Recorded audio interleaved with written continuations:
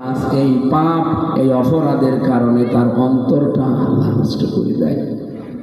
এক নম্বরে যাদের অন্তর কালো হয়ে যায়, মরিচা পড়ে যায়, তাদের নাম পেয়েছি আমি তাফসীরের ভেতরে, যারা ওজনে কম বেশি করে।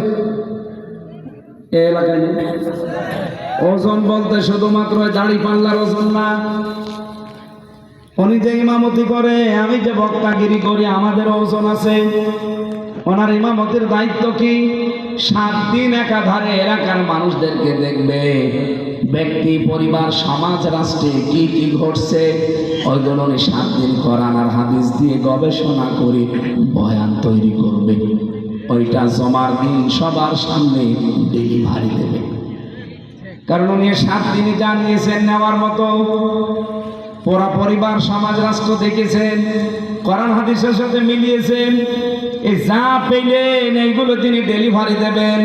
কিন্তু বাংলাদেশে এরকম হাজারো ইমাম, হাজারো বক্তা আমরা আছি, একটা বয়ান করার আগে যা দেখি, যা পাই, যা নেই, ডেলিভারি দেওয়ার সময় দেওয়া সম্ভব হয় না। তখন সভাপতির মুখের দিকে, সেক্রেটারি মোতাবাল্লির মুখের দিকে তাকিয়ে আমি যেগুলো পেয়েছিলাম ওইগুলো আর দিতে পারি না। এটা ওজনে কম বেশি কিনা বলেন তো, বলেন বলেন। উনি মনে করেন একজন মাস্টার, 1 থেকে মাস্টার্স পর্যন্ত যারা পড়ায় তাদের